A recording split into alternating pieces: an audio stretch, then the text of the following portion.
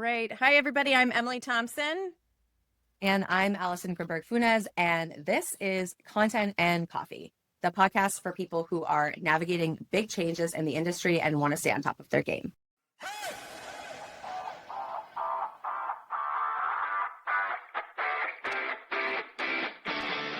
Our focus, the content that brings users in, and the UX writing that keeps them engaged and successful. All right, so we all have heard that best user experiences happen when marketing and UX writers are working almost like a relay team, right? So we're passing the baton seamlessly to keep our users engaged. And today we're going to start talking about the user journey. We'll talk about how we are defining 4 stages of the user journey.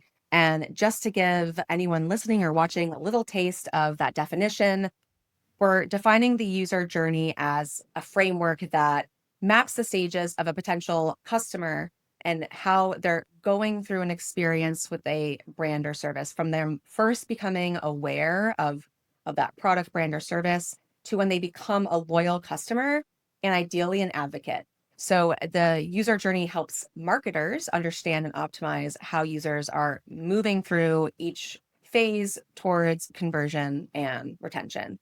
Just a little bit of a review from our last podcast episode. We covered marketing writing versus UX writing and how their roles and responsibilities differ. Marketing writing really is more about attracting and persuading. So you might see an ad on Instagram for a product like DoorDash, and that writing is meant to be persuasive and really hook you. The goal is to get you to dig deeper into the experience, in this case, like downloading the app. Whereas UX writing is all about guiding and supporting a user's action within the product. So if we're talking about DoorDash, then at that point, you've already downloaded the app and now you're using it. You know how to find the restaurants and cuisine that you're searching for because the UX writing is intuitive. So that's a little bit of a taste of our last episode. If you want to replay, you can find that anywhere that podcasts are hosted. And we're going to jump into stage 1 of the user journey, which is awareness.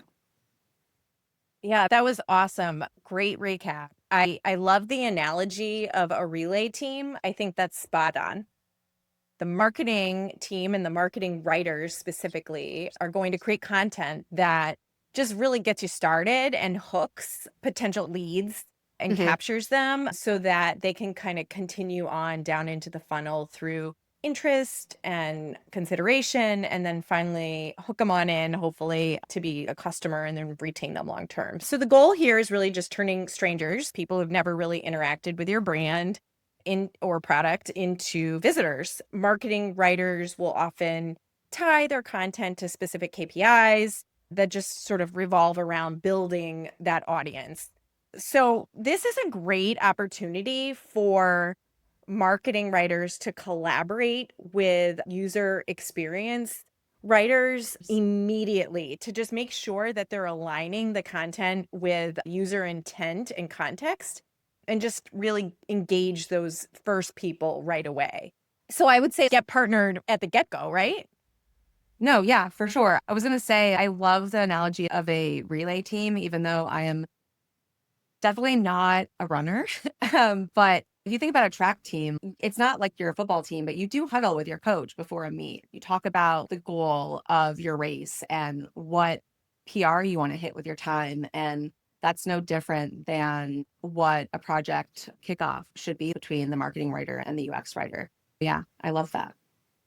Just one of the things Allison and I have been talking about as we're planning for this podcast is how we can always be talking about AI in each episode, because I think this is everybody's big question.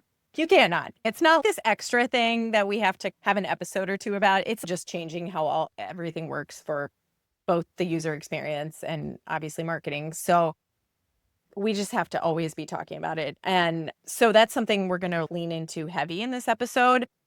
I think for marketing writers, I mean, you're still going to be doing the same thing as far as creating content that, even in a world with AI, you're going to still be creating content that captures people and brings it in. How you create that content is going to change a little bit. For example, some of the touch points might be paid ads, organic social media, lead magnets like ebooks, guides, and kits, email opt-in pages. All of that is the same, but how you create that content is a little bit different in the world of AI. I also think search is a big shift. It's still top of the funnel. You're going to be creating content with a high priority on making sure it gets elevated in search results. But not only do you have to care about Google now, you also have to care about AI. So just making sure that you optimize that content for both AI and traditional search engines is critical. I was trying to figure out what I would compare AI to in a race. And I Yeah. think it would be the specific rubber that is now being utilized in shoes. We've got a little extra oomph underneath us. Yeah. And when you're talking about search, I just wanted to say that I think from a UX perspective, it's about time, because thinking about search in this way, instead of just thinking about keywords or key phrases and like stuffing content with keywords, we're actually thinking about how the person on the other end of the search engine is asking questions. That Mm-hmm. if you are approaching marketing or UX writing with an open mind, it's allowing you to like empathize with your customer and your user even more deeply. So I know some folks are not super jazzed about what AI is doing to search, but I think it's actually going to create stronger connections between brands and customers, hopefully. Yeah, I agree. I mean, the things I've heard, first of all, we're all learning together, but the things I've heard are, yeah, it's going to rely heavily on content that answers questions. And that makes sense, right? Like, let's say you plug into ChatGPT. What are the best Italian restaurants or pizza places near me in my town? The content that it's going to serve up, hopefully, will have FAQs that will help answer those questions. I mean, Chat GPT, at least I've noticed, it'll very often source the content within the answer. That'll be just one way to pull users back to your site. You'll have those FAQs and then be able to pull them back into your site, your specific pizza place. But I think the cool thing about it is it's not just keyword stuffing. It's writing content that's very descriptive and useful. That's the content that's going to get pulled in. Some other things that AI can do with top of the funnel content, it's really cool.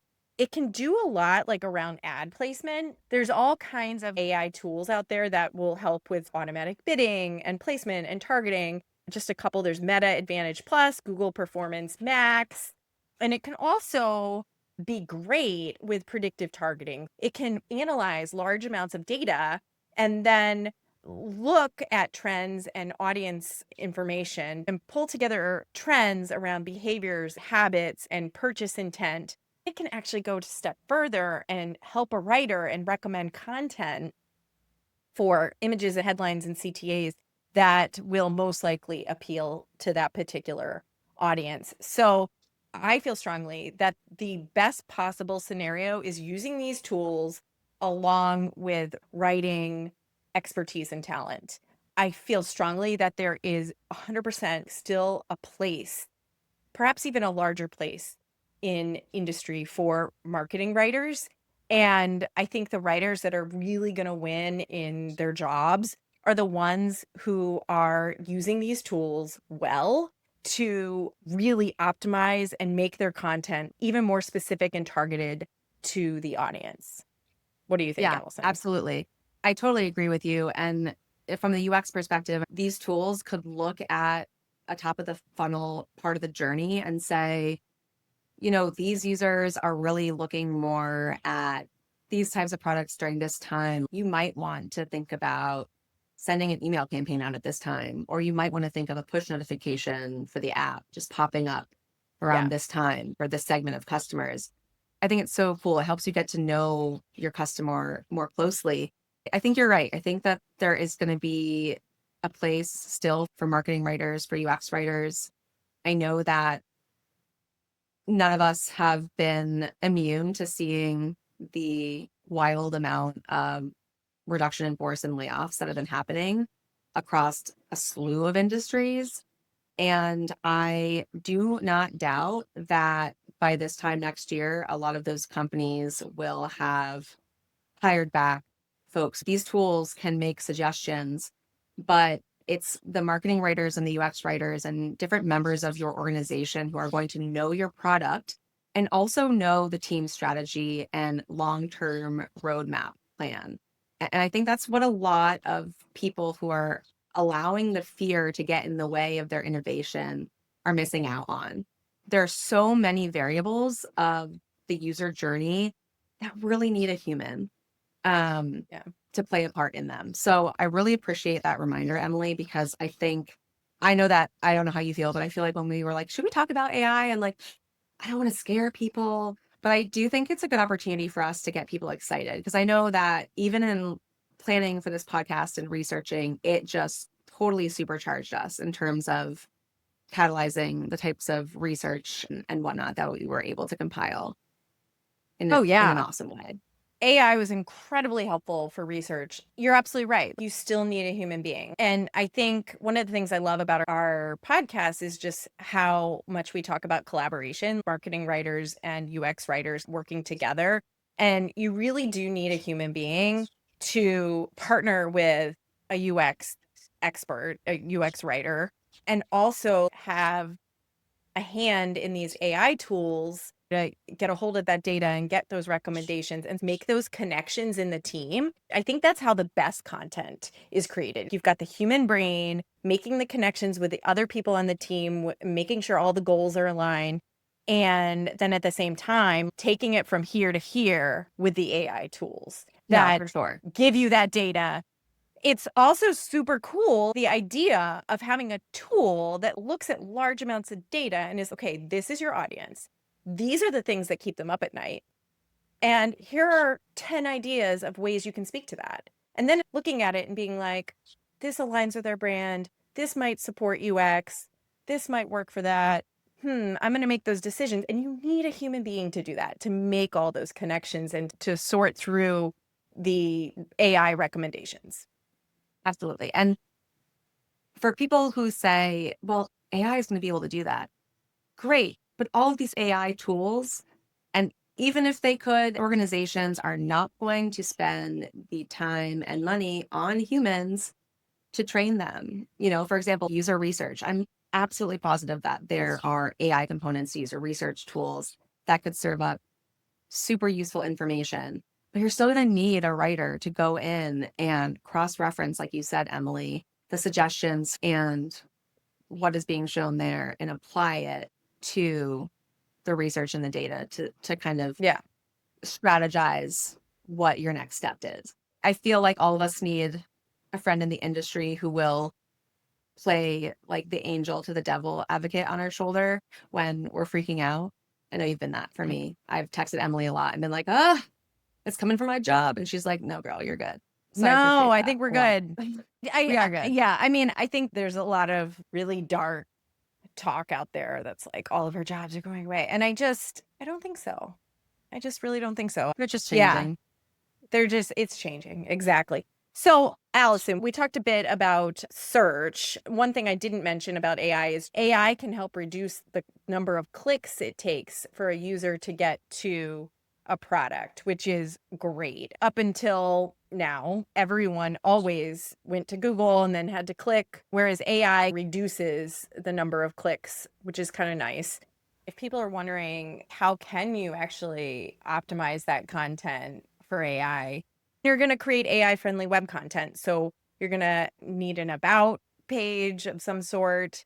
This isn't too different, right, from search engine optimization, but it's so much more than keyword stuffing. AI is actually going to place a higher priority on more unique, interesting, detailed content that tells a story. It's important as a writer to take the time to train whatever LLM on your company's brands, the voice, tone, and style guide of that content so that they can recognize the voice. Creating AI friendly content, you just want to be informative and clear and helpful to people. People are acutely aware of what might be AI generated content. So you want to do your best to sound as unique and interesting and human like as possible. I was actually just reading something this morning about how bylines are actually coming back because there's just such a break in trust where everyone thinks that everything is written by AI and not a human, and they don't trust what they're reading. Right. And so brands are actually bringing back bylines as a That's great mechanism news to for help us. people. I know. I'm like, put my name on it. Yeah. So anyway, that's just like one tip. I have a bunch of other tips for marketing writers that aren't too different now that AI is ruling the world, but are certainly more relevant now than ever before. But tip number one, lead with user intent. Definitely start your content by addressing your user's problem or thing. I like to call it the thing that keeps your user up at night. Just the thing that's top of mind for them right now. Is it their kids? Is it their discomfort with something? How are they feeling? Address that right away. Always be concise and clear. AI favors content that delivers straightforward answers and valuable information. Be concise, clear, and helpful, and as human-like as possible. And you may still need a human to write it to sound as human-like as possible. Use natural language, same thing. That's sounding as human-like as possible, including relevant keywords contextually. I want to emphasize contextually, no keyword stuffing. Balance emotional appeal with authority. So connect with your reader on an emotional level, but also make sure to back up your claims. And this is just a basic for good writing. Always make sure you can back it up to the best of your ability. Cite your sources, like typical first rule of journalism. Yeah. Emily, if you are using an AI tool to research, for example, you can specify when you prompt the tool that you require the information that they give you to be cited and to include active and relevant links to all of that information. I highly suggest it, especially if you're like one of us, you own your own business. You never know when a client is going to need that citation for whatever reason. And it's going to help increase that trust, not only between you and the client, but also between the client's brand and whoever is reading the content. The next tip is optimize for AI snippets, right? Write your content in a way that you are sectioning it off so that AI can easily pull it in and dump it into the response. Incorporate FAQ sections, anticipate your readers' most common questions, and then just answer them. And this again improves AI visibility. Another tip is to write for two audiences. Remember, you've got your human readers who need to be fully engaged with the tone and storytelling. And then you also need to keep the content machine readable, thinking about AI, thinking about Google. Obviously, if your content isn't found, no one's reading it, then who cares? And then lastly, just regularly update your content. Keep your content fresh on your site and relevant. And this will also support AI trust and ranking and also Google's trust and ranking. It's not too different than what we've always been doing, but you have to be even more human-like and conversational and relevant and update your content more. But you also receive more data, you receive more insights, you receive more tips, you can become more efficient. Yes, causation and correlation. The more informed your input, the better the output and the execution that will raise that awareness. Those are the 10 tips I have for really creating strong content in this new world of AI and Google. I don't have anything to add, but I'm pumped about how stage 1 awareness leads into stage 2. Thanks for hanging out with us, everyone who is watching or listening. If you did enjoy the episode or have any type of comments, please feel free to hit follow, like, or subscribe so you don't miss the next one where we're going to be talking about stage 2. A quick like really does go a long way for us, so we would appreciate it. Yeah. And until next time, keep brewing great content ideas. Bye.